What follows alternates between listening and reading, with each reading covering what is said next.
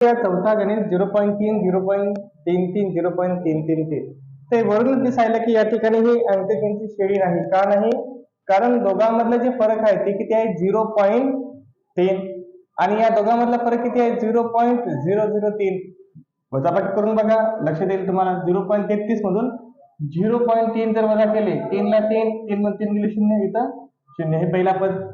नंतर 0.333 0.33 3 0 0 इथं 0. म्हणजे जसं जसं क्रमिका पुढे जाते तशी तशी नाही का 0 वाढत जातो, म्हणजे संख्या लहान लहान होत जाते. ठीक आहे, त्यामुळे ही अंकगणितीय श्रेणी नाही. तरी आपण सोडून घेऊया. T1 equal to 0.3, T2 equal to 0.33, T3 equal to 0.333.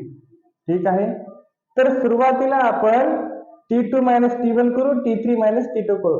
या दोघांचा आन्सर जर समान येत असेल तर ही अंकगणितीय श्रेणी आहे, नसता ही अंकगणितीय श्रेणी नाही. तर बघा, T2 मायनस T1, T2 ची व्हॅल्यू किती आहे 0.33 आणि T1 ची व्हॅल्यू किती आहे 0.3 आणि हे दोघांची वजाबाकी केल्यास किती आन्सर येते बघा. या ठिकाणी केली आपण वजाबाकी 0.03.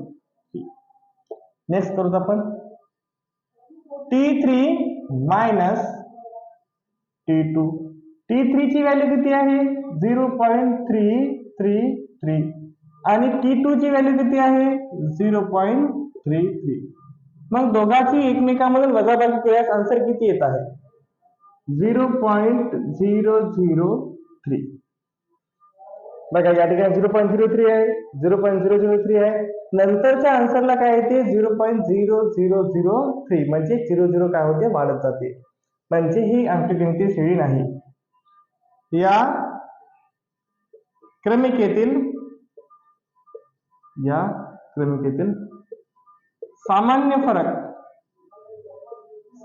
फरक ब्रॅकेट मध्ये D स्थिर नाही म्हणून हे म्हणूनचा सिंबॉल, म्हणून ही अंकगणितीय श्रेणी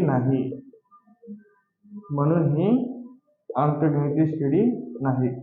ही जर अंकगणितीय श्रेणी राहिली असती तर फरक समान राहिला असता.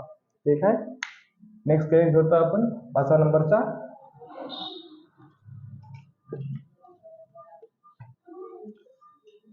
झिरो वजा 4 वजा 8 वजा 12. 5 नंबरचा गणित आहे आपलं. 0 वजा 4 वजा 8 वजा 12. ठीक आहे, तर सुरुवातीला काय करूया आपण T1 T2 लिहून घेऊ. त्या दोघांमधला फरक कितीचा आहे वजा 4. त्या दोघांमधला फरक वजा 4 चा, दोघांमधला फरक वजा 4 चा, कारण हे वजा 4 नच वाढत आहे. ठीक आहे, नाव देऊ. T1 equal to 0, T2 equal to -4,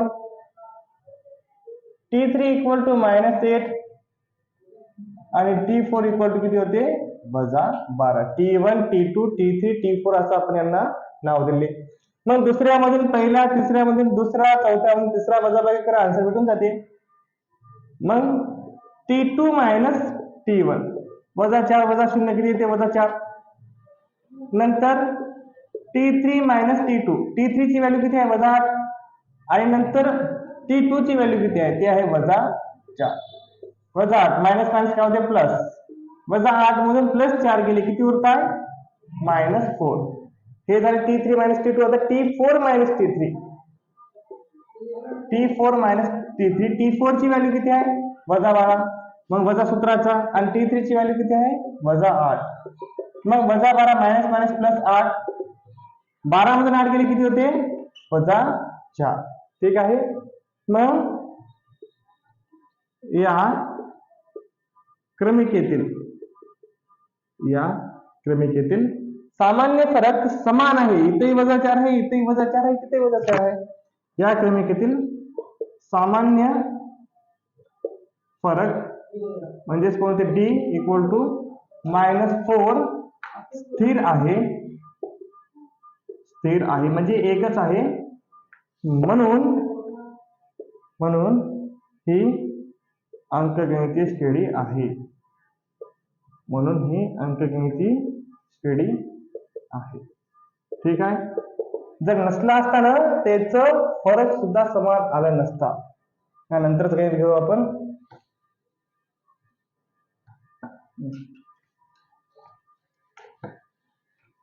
नंतरच गणित आहे बघा. वजा 1/5 वजा 1/5 वजा 1/5.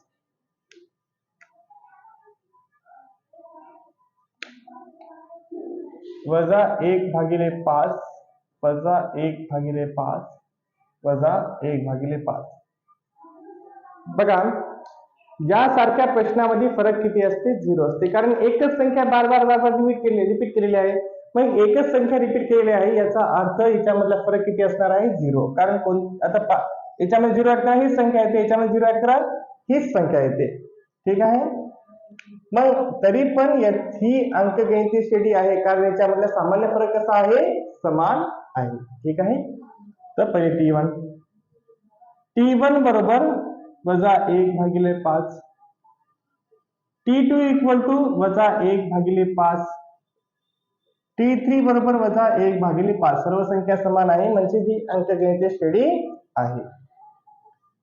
T2 minus T1. T2 ची व्हॅल्यू किती आहे बघा? वजा 1/5 मायनस सूत्राचा, आणि T1 ची व्हॅल्यू किती आहे? वजा 1/5. हे मायनस मायनस समोरासमोर आहे म्हणजे काय होते? प्लस. वजा 1/5 हे मायनस मायनस प्लस 1/5 बरोबर किती झाले इथं? 0. तर T3 मायनस T2 करू आपण.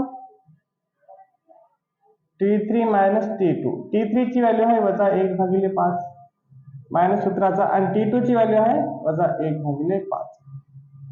मायनस 1/5 हे मायनस हे मायनस का होते? प्लस 1/5.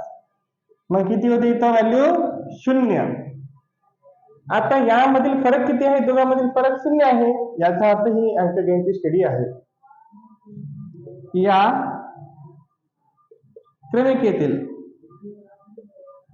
क्रमिकेतील सामान्य फरक D equal to 0. D equal to काय येत आहे? 0 येत आहे. स्थिर आहे म्हणून ही अंकगणितीय